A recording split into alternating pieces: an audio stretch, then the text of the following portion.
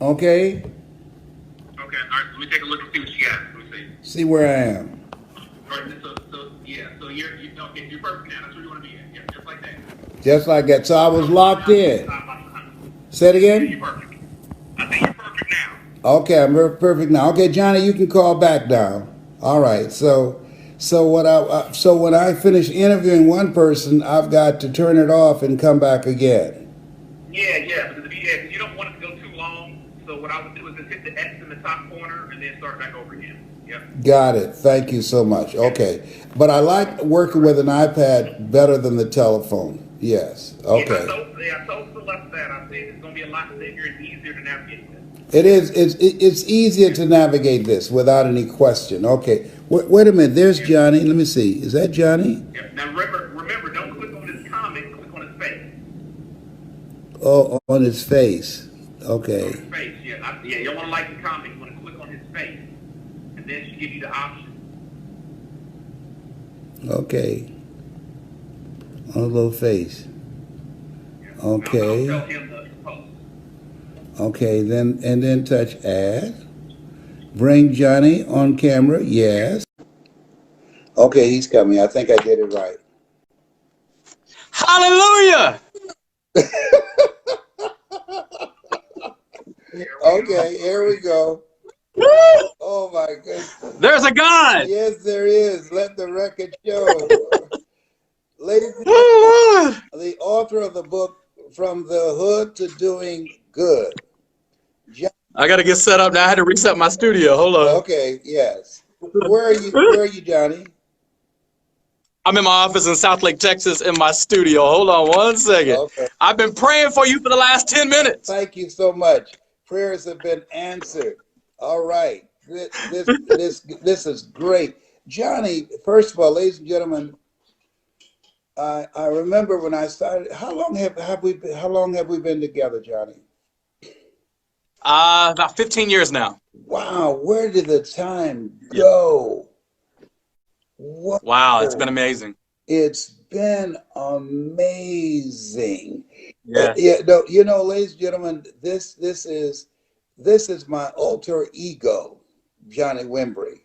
Where did you go, Johnny? Oh, there you are. All right. And so he's an author. He is a devoted husband and father, and he's a very talented speaker. And Kim Watt is one of those electrifying speakers, and Dwight Pleasure that you're going to meet, and Kareem Ellis that you perhaps, if you were watching, you heard the other day, and Johnny that you're going to hear today for the first time. And I tell you that one of the things about being a mentor, it's a seesaw relationship, where there are people that if you are a decent coach, that you coach them, and eventually they will surpass you and they will coach you. And I'll never forget, we were going back to Miami and had to speak. And I said, Johnny, are you coachable? He said, yes, sir. I said, well, don't bring much product. I said, this is my home base. So they don't buy many products here. So you don't need to do that. He said, okay, thank you. So we get there. Johnny bought a ton of products. I said, Johnny, remember my conversation with you? He said, yes, sir. I said, okay. So we spoke. At the end of the presentation, I think I must have generated around $3,000. How much did you generate, Johnny? That day I probably did about 40 to 50,000. Yes, and I said, whoa. I said, how did you do that? I'll never forget what you said to me. You said, never think that you know what's in people's pocket. Never. I never forgot that. Okay, I never. But I wanted to take his butt out to the parking lot and jack him up. I was gonna say, you gotta tell him you actually got upset at me. That's right. You took my Rolex. Yeah. Yeah. So I want you to share with them, first of all, your story your story, because when you think about your story, which is the story of so many African American males, and you and your brother, the disparity between where you are now, where he is now, how you have been transforming people's lives. And to me, I find it amazing how people can be brought up in the same family and end up being dramatically different. I want you to like this page and share it. Like it and share it. Get your children and everybody you know to watch this. And you have a club, organization, business that you need a speaker to come in and to electrify and bring out the best in them. This young man, he knows how to do this like no other. So, Johnny, I want you to share your story, if you please. Well, Les, first of all, thank you and Happy New Year to everybody who's tuning in right now. And it's always an honor and a pleasure to be on any platform that you present and any invitation that you send my way. I feel like I'm serving your purpose, which is to expand your voice across the planet. So it's an honor to be a part of the expansion of your voice and your purpose, Les. And I love you for life, and you know that. My earliest memory in life was living in a battered women's shelter. I don't really come from the type of upbringing of this type of education in terms of personal development and striving to become better on a daily basis. And not just better. I think we're all designed to, seek and fight to become better, but not just better externally. It's actually better internally. I think, because I am from the streets, you don't have to really teach us to become better externally. It's a fight in our life. That's something that I think that everybody achieves. But at some point in life, we disconnect from wanting to, become better inside. And that's where I come from, the tagline, you got to say increase mind, body, spirit, and soul. So my first memory in life was living, in a battered women's shelter. I'm the youngest of three baby boys. I'm the baby boy of three. My mother and I and my two older brothers, we left Fort Worth, Texas to San Jose, California. I was maybe 3 years old. And my first memory in life was actually being in the first shelter. I remember, reaching in for a gallon of milk and someone saying no.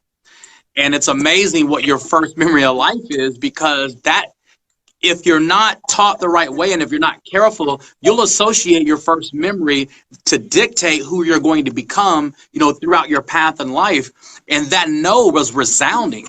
It wasn't just resounding in my head or my mind. It was resounding in my heart. The first memory was no. And the truth was, it wasn't my milk. That milk belonged to another family. And that's how I found out that I was homeless. That was my introduction to, Johnny, this is not your home. You're in a shelter with other families who are being protected just like you. So it belonged to another family. So, through all out, it just wasn't a normal upbringing as a child. My mother did her best, God bless her. She created as much stability as she knew how to create. And the truth is, we just weren't in a normal situation. I failed the second grade. I was in special ed when I was in sixth grade for one day, and you helped me formulate that message. For one day, I was in special ed, and I verbally didn't accept it, and I got myself out of there. But I ended up, being back in Fort Worth, Texas. I was raised around gangs and violence and drugs my entire life. And it's like you say, Les, there's three of us. I got three brothers, and I'm the baby boy. I got a brother named Willie. I got a brother named Larry. Larry's 2 years older. Willie's 1 year older. And today, I'm sitting in my office of a multi-million-dollar company in my studio here in South Lake, Texas. My brother Willie is a principal. He's doing very good in life. He's a minister. And I got a brother named Larry who's serving 40 years in prison. And the difference is, we all were exposed to the exact same thing. We had the exact same parents, exact same battered women's shelter, exact same gang and drug infested streets. The difference is we just participated on different levels. And for some reason, Willie was able to stay focused and not stick his hand out there to see if the fire was really hot. I played with the fire. My brother who's in prison, he played with the fire. And I'm not better than my brother who's in prison. The truth is, I just didn't get caught. But what I did get caught up in is the fact that my past doesn't have to determine my future, which starts my story, which is from the hood to doing good. And I wrote the foreword for that proudly, and I really, really enjoyed Thank you so much. That. Yes. And so when you speak, what is it that you share with the audiences that you speak to? It depends really. You have taught me to not have a cookie cutter message. You taught me, Johnny, you got to listen to the listening and you've got to go into serve. And I think that's something that you taught me as a speaker very early on is we are not entertainers. We may be entertaining, but we're not entertainers. We've got to go in with the heart to serve. So I've been, I've crafted my message in a way that I can almost fit my message into any audience, whether it's you want peak performance skills with your sales development team, or whether you want, that internal belief of peak performance, or whatever it is, overcoming adversity, leadership. You have taught me to, fit my message into any purpose as long as I'm serving the audience. But my core message is, my absolute core message is, you cannot detach yourself from the mindset that you still have the possibility of increase. And increase is mind, body, spirit, and soul. Every day I wake up, I'm like a sniper, Les. I am a sniper, and I'm looking for that target of increase. Small increase, big increase, it doesn't matter. It doesn't matter if it's small or big. If it's big or small, it's none of my business. The only thing that's my business is increase. And so when you look at the fact, there's an African proverb that says, if there's no enemy within, the enemy outside can do us no harm. How is it that you begin to increase that part of yourself and decrease that part of yourself that does not represent the best that is in you? That's an absolutely incredible message, Les. When I was in sales, and I've always been the top salesperson in every company I've ever been. And even since I was like 20 years old, I sold health and life insurance. And I heard something, I don't know, I don't remember if it was Brian Tracy or Zig Ziglar, but they said that you've got to master your strengths and manage your weaknesses. And I think what most people do is they do the opposite. They put more attention on their weaknesses than they do their strengths. And I believe that if you focus on your weaknesses, it's going to multiply your weaknesses. But if you focus on your strengths and your gifts and your passions and things that increase you, it's going to bring increase into your life. One of my favorite quotes that I like, that I say, and I know we all have our own favorite quote about ourselves. My favorite quote that speaks to me more than anything else is, you have to surround yourself around the thinking that outthinks you. Now say that again. The Bible says you have to surround yourself around the thinking that outthinks you, because I'm not safe with my own thinking. Professor Einstein said the thinking that gets you into a situation doesn't possess the thinking to get you out. Mm-hmm. So if my thinking gets me in trouble, my thinking won't get me out of trouble. So I've learned, and you know me, we're kind of alike. We know how to get in trouble, don't we? Yes, we do. I remember I was about to get in a fight at the airport. A lady came up and she said, Mr. Byron, trouble is easy to get into, but hard to get out of. Hard to get out. Yes. And you have talked me off the cliff many times. Yes. I'm very overprotective of Les. Yes. He's extremely overprotective of me. And you are extremely overprotective of me. I'll never forget, I was at a meeting that you invited me to, and there was something going on with the PA system. And it went on for a very long time. And I said, hey, brother, just leave it alone. And the PA system had all kind of feedback, and Liberty City jumped up. I dropped the microphone, threw it down, it bounced up in the air, and you ran up to the stage and you looked at me and you said, Les. And as you looked me in the eyes, our eyes locked. Remember what you said to me at that time? I said, Les? That's all I said was Les? Yeah. And I gave you that look.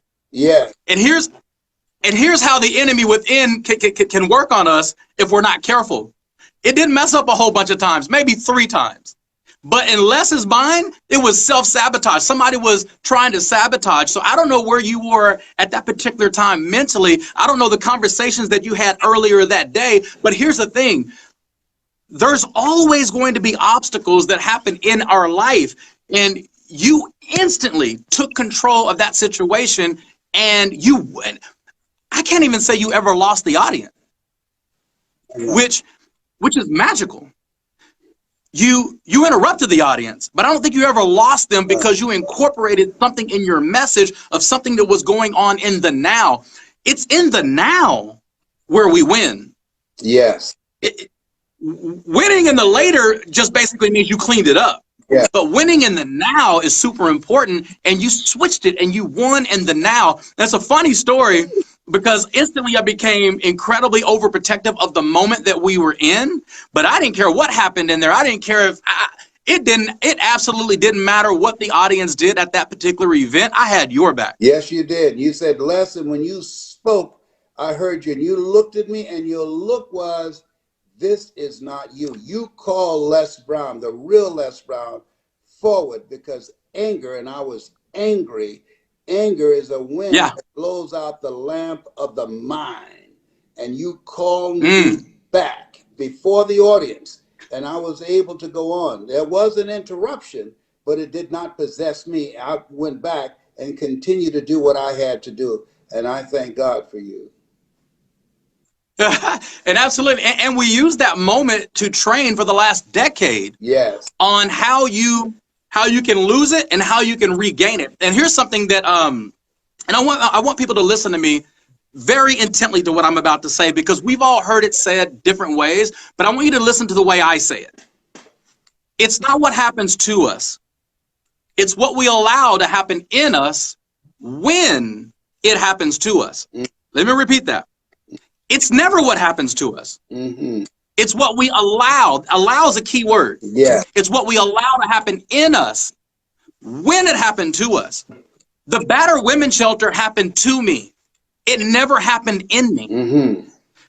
Failing the second grade happened to me. I never allowed it to happen in me. Now, there are things that I allowed to happen in me.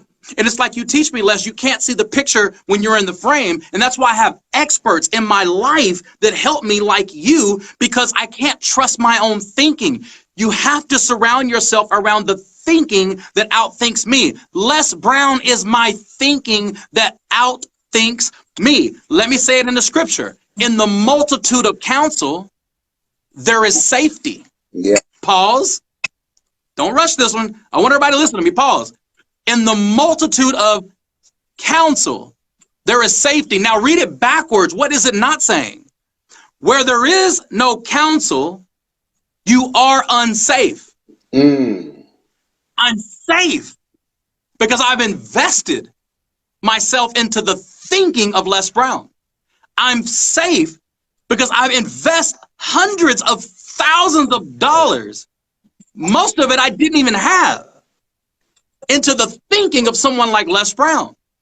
So I would like to say that if there was a good definition of cheating, I cheated by surrounding myself around the information that outthinks me. That makes a lot of sense. Yeah, that'll preach. Yeah, when you look at, and one of the things that I love is a story that you have when you talk about your life and what you went through, that you were in church. Your best friend had been killed. Tell them about that story, please. So I was a junior in high school, and I was 18 years old. I'm a year behind. So I'm a junior in high school, and on it was the last week of January, the year 1993. I get a phone call during the middle of the Super Bowl. The Cowboys were playing. I don't remember who they were playing. Maybe the Bills. And during the halftime, a friend of mine named Spud, one of my homeboys, Curtis Coleman, he calls me and says, Mookie's dead. And Red killed him. And unfortunately, that wasn't my first friend murdered. But it was the first friend that I had that was murdered where I actually knew the guy who murdered him. I knew him for years. And there was a rage that built up inside me because I knew Mookie had started the process of changing his life around, but he just got caught up into his old information or old lifestyle, caught up with him one weekend. And we all went to the wake. We were invited to go to the wake. The friends, the close friends were invited to the wake. And it was basically all of our boys. And when we were invited to the wake the night before the funeral, I kind of feel like it was a setup now looking back. But the mother made sure that we were there because there was no question we were planning a retaliation. She knew that. There was no question we were. Mm-hmm. And that night I showed up with a gun. I was going to pay respect. Here was the deal. We pay respect and then we go get them. And that was the deal. So we come to pay respect, and the mother got in front of the casket that night. And she said, I forgive the young man who killed my son. Now, that moment of my life, 18 years old, I had the most mature moment of my life at that moment. And the moment was, I don't love him like that. If the mother had already found forgiveness, who am I? Who am I to go get revenge when the mother says I forgive? Now, looking back at that, that is an above extraordinary moment. Yes. For me to internalize that within a second, and that could only be God. That night, I walked up and I asked the preacher to come outside and meet me in the parking lot. And I gave him my gun. And he looked at me and he said, you're not going to get this back. And I said, I don't want it back. And I said, I need a restart. I need a restart button. I need a reset. That night, we all went to a teacher's house, Mama and Papa Crane. You know, you always have these teachers like you have Mr. Washington. They kind of keep you out of trouble. They distract you. So we spent the night over her house. And the counselors came over there to speak with us as well. So they knew we were going to retaliate. So they kept us captive and entertained before the funeral. So we all woke up. I went to sleep that night and I prayed. I remember laying on the floor praying. I said, God, please send somebody in my life that can just help me stay out of trouble, that will motivate me to stay out of trouble. And in my mind, you know, my brother Willie's a minister. I didn't want to listen to him. My brother Larry's in prison. I didn't want to listen to him, definitely. And the next day at the funeral, I'm sitting in the funeral. To my left, maybe 6 people down, there are 3 chicks that are at this funeral that I don't know. They're hot too. They're beautiful. And I'm like, who are these girls? So after the funeral, we went to the grave site. We went back to Miss Crane, Papa Crane's house, and the girls were there. And, you know, me and you, we're silly. So I get on a piano and I'm starting playing a song. You know, and I said, who knows how to play the other part of this song? Dun, dun, dun, dun, dun, dun, dun, dun, dun. Who knows how to play that part? And this girl named Crystal says, I do. And it's the same girl I was checking out at the funeral. And she come over there and she sat right next to me. She jacked it up. She didn't really know how to play it. She just wanted to come sit next to me. And that woman, that was February the 6th, 1993. February the 6th, 1993. I married her in 1998. And we've been together ever since. She was something that happened in my life that distracted me from my past life. And here's what I want people to understand. It may not come in the form of another human being. It may come in a form of finding your purpose, finding your destiny. Being with Crystal, I started to walk different. I started to act different. I talked different because I wanted to impress her. I wanted to impress her parents. And you have an acting background. I have an acting background. So I just turned it on. And starting to act different less caused me to think different. And it caused me to be exposed to different things.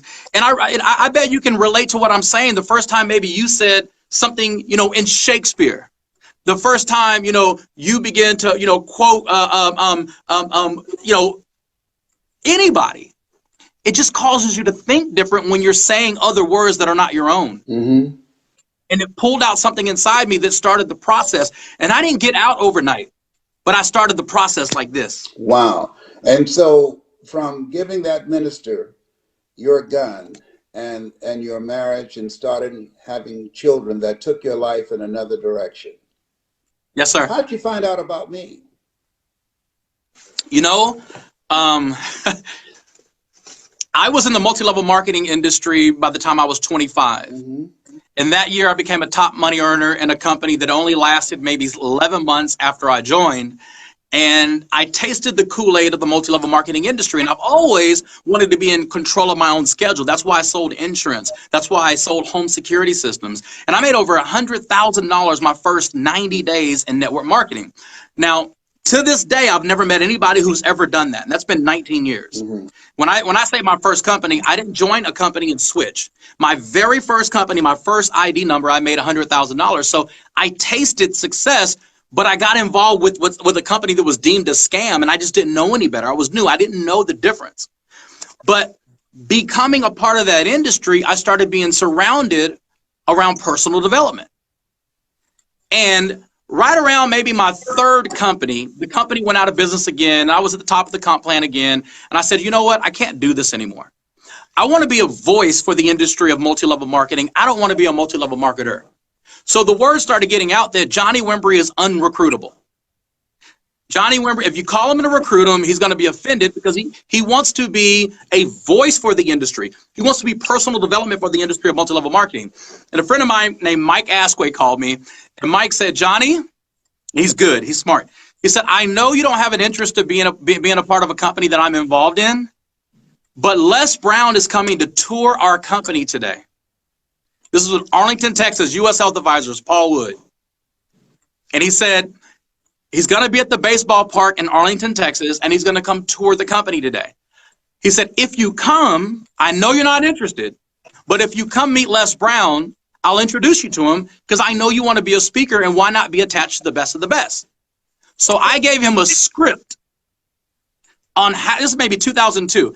I gave him a script on how he was to introduce me to you. Wow. And he did it exactly, and we've been connected ever since. So what was the script? The script was he was going to introduce me as a dynamic speaker who's up and coming, who only wants to learn from you. Wow. You had it under control down to the T. Wow. And since you've now, so how many years has it been since you started speaking professionally then, from that time to now? Just give a guesstimate of how much have you generated. For people, and they said the proof is in the pudding, show me the money. Okay, so I got two answers for that. First answer is, as a professional speaker, in terms of profits, I would say it's up to about $43 million right now. Yes. But most people go by revenue. Yes. Because of what you taught me, because of my ability to lead to the point where I have leaders who are leaders. So I've duplicated myself, leaders who have leaders who have leaders. I'm going to France tomorrow, and I'm speaking in Lyon, France. And many of my European leaders will meet me there. So maybe 3 or 4 times a year, I travel around the world to work with my leaders to make sure that we're still on the right path. Yeah. And I'm saying all that to say this, that has led me to revenuing over $100 million a month.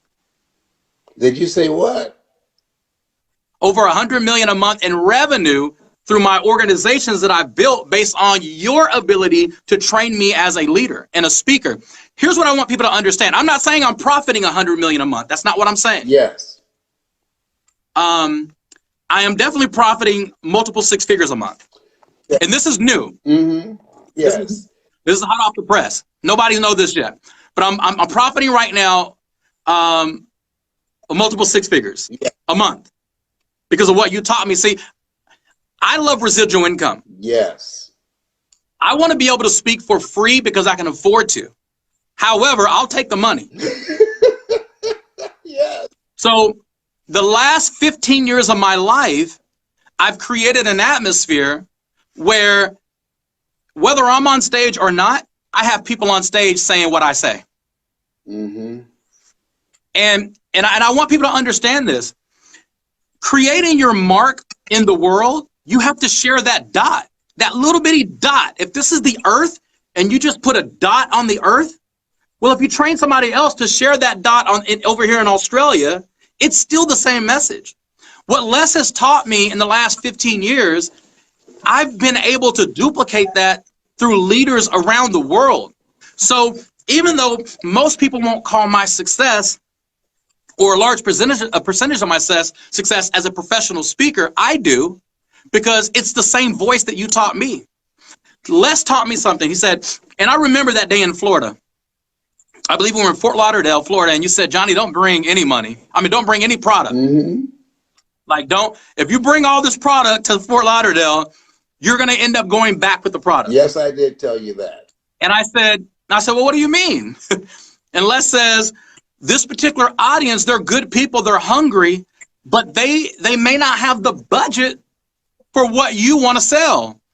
And this is the very words, Les. I told you, I showed up with all this product. Yes.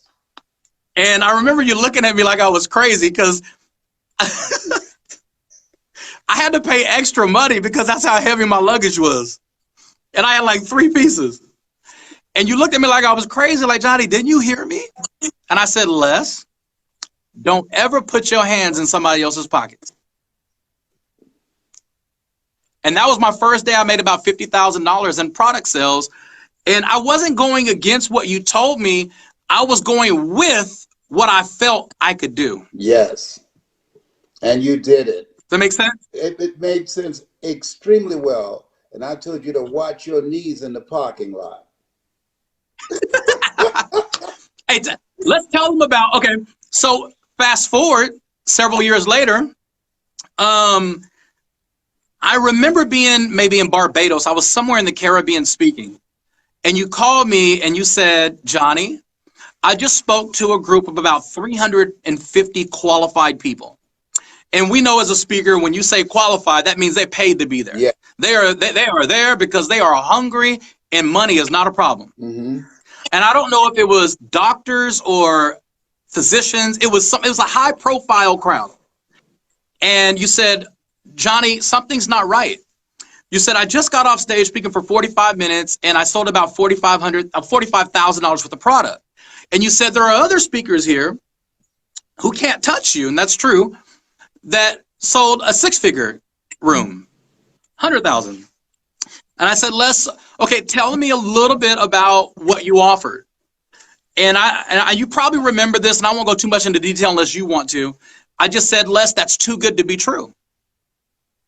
I said, Les, you're giving them too much to the point where it doesn't feel like it's true. Like your heart is, you want to give away the world because you have a heart. You want to just flood people with information, and everybody else is just selling one thing. You're selling one thing and giving all this with them. And I said, you have to tell them why. Why are you doing it? And I never heard from you again. Right. I didn't hear from you for maybe 45 days later. And we were in Trinidad. You remember this? Oh, yes, I do. Yes.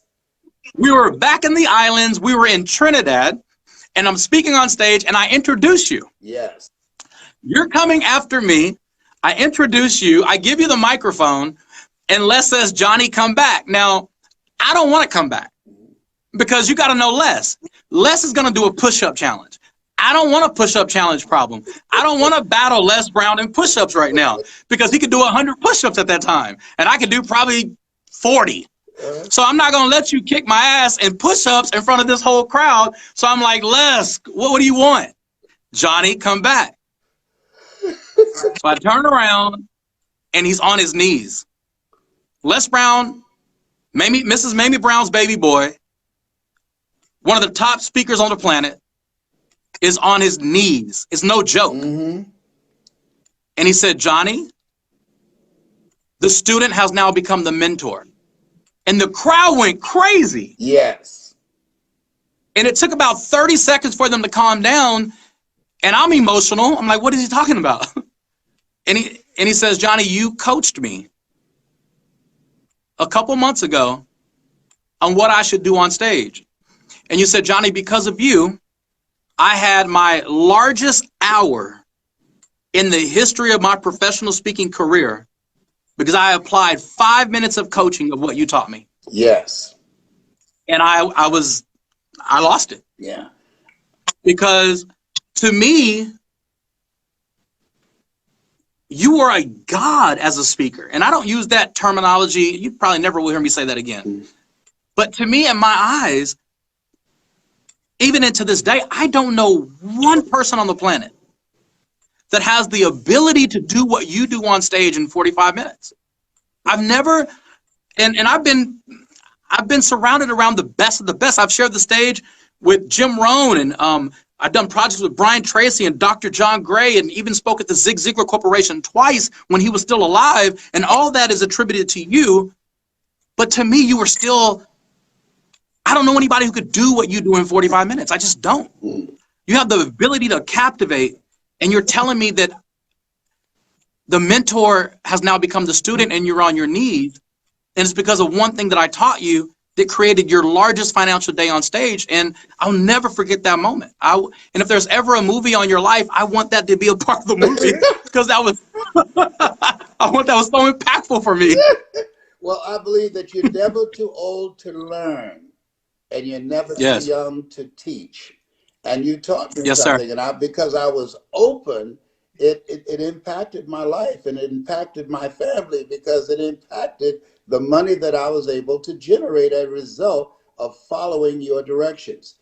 I want you to tell people, share with people your information. If they need a speaker for their business, for their multi-level marketing organization, for their church, I want you to share with people how they can get in touch with you.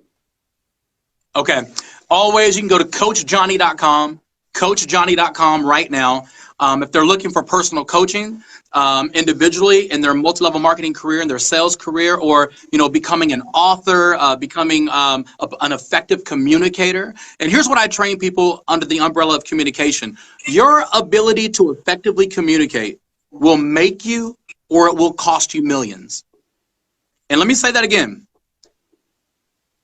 It's going to make you or cost you. There is no in between. So your ability to effectively communicate. The way I met you, Les Brown, I told Mike Asquith how to effectively communicate our introduction. Yes. So your ability to effectively communicate will make you or cost you millions. Me coaching him on how to introduce me has led me to over $50 million in profits. But I had to coach him how to articulate how to introduce me. So now I teach people how to articulate who they are. Yeah. Who they are. So that's coachjohnny.com, co-starauthor.com. I'm always looking for people to co-star author books with. And if you want to book me as a speaker, go to bookjohnny.com. Bookjohnny.com. My team is in the office right now, and they're ready for your phone calls. And I'm not joking. I'll talk to you today if you reach out to my team right now. Bookjohnny.com, coachjohnny.com, co-starauthor.com. It doesn't matter. Go there. You'll see all of that. And I'll work on. Les, I want to tell a quick story. I want you to tell the story. Okay, you can tell the story. I'm going to laugh on this one if you tell the whole story. You met me in Las Vegas a few weeks ago. Yes. And I was on stage at the GoPro event with Eric Worre. And I called you. And we crossed wires in terms of the information that I was wanting to articulate to you.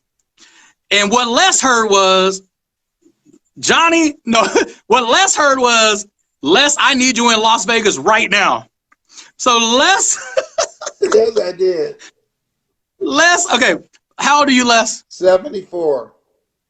74 years old. Yeah. And I know he looks amazing. Amazing.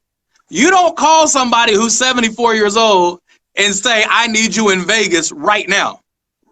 Les, that's what he heard. What I was saying was, Les, I'm in Vegas. And I had two conversations, but he only heard one. He put both of them together, and he frantically booked a flight. You got to understand, Les is very overprotective of me. Yeah. Extremely. Yes. So Les booked a flight and was in Vegas in less than 12 hours to be with me. And I told, what I said was, Les was wanting to surprise me and come see me speak on your stage. But tell your version of the story of what happened. Well, I thought you needed me there to be supportive of you. And so I know that. I dropped everything to come to be there. And when I showed up, they started interviewing me and talking to me. And I said, listen, I'm here in support of Johnny. And then at some point, they asked me, because you had already brought the stage down, let the record show. I said, how did he do? It said, he brought the stage down. I said, well, fantastic. I said, that's great. I'm glad to hear that. And then they asked me to come on stage to say a few words. Is that part of you talking about? Yes. Well, here's what I wanted to say. Yes. First off, I want people to understand our relationship. Yes. It's not just a mentor-protege relationship. And it didn't happen overnight. But the love that we have for each other is mutual. And there are times in Les's life where I stopped what I was doing to be with him immediately, if not be with him, be with his family, because his family needed me there. And we've done that for each other. But here's the part of the story that I want people to understand. You did something on stage in 5 minutes in front of several thousand people that I've never seen before. I've seen you move an audience. I've seen you dominate in a way that you are in a league of your own. You spoke for maybe 7 minutes. Mm-hmm. And you were the last speaker. This is a 2.5-day event, and you're the last speaker. And they're sleepy, they're tired. It's the end of the day. Multi-million-dollar earners on the front row were crying. Yes. In about 7 minutes, Les, you awakened giants inside of people that they forgot was there. Mm. You did laser surgery in 7 minutes for free. And you changed lives that night. And to me,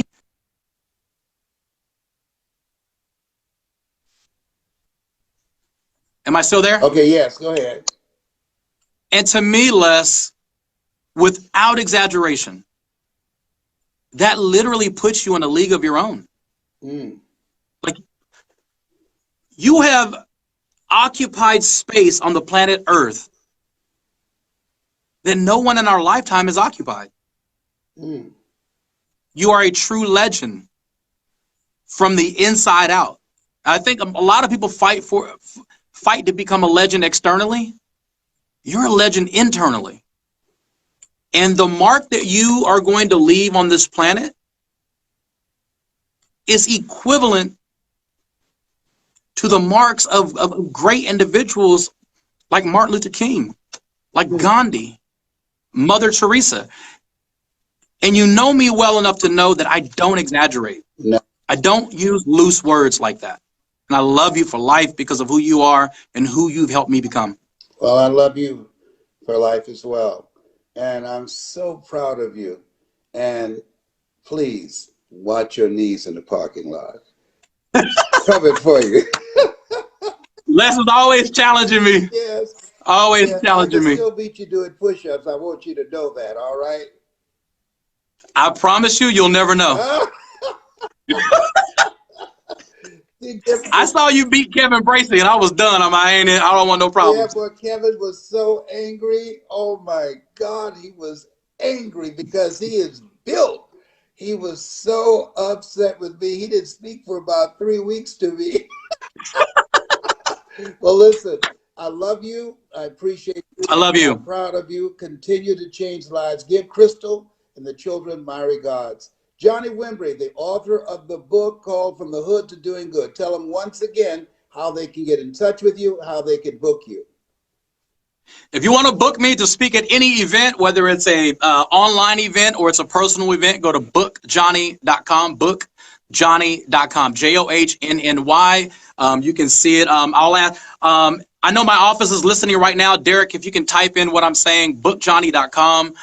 If you're looking for personal coaching, just go to coachjohnny.com. If you have, what it takes and you really want to, become a published author, go to costarauthor.com. I'm just in 2019, Les, and I want you to hear what I'm saying. My desire is to find someone who's better than me. in 2019. Yes. That that's I want to be what P. Diddy has been to the hip hop world, Oprah Winfrey has been to television. I want to find people who have hidden talents, hidden messages, hidden inventions, even as an investor. And I want to show the world who they are. And you got to think about it. You know, where would Fantasia be without American Idol? Where would Kelly Clarkson be without American Idol? Would we know their name? Probably not. But they were great singers before American Idol. Yeah. And that's what you did for me. Les Brown was American Idol for me. He was the X Factor for me. He was the one who said, I'm not intimidated by Johnny's talent. I'm not Johnny, here's my microphone. Show me what you got. And I have never on any platform of professionals have seen people do what you have done for people with talent. You genuinely are not intimidated by anyone who's on a stage. And to me, that makes you the X Factor of the speaking industry.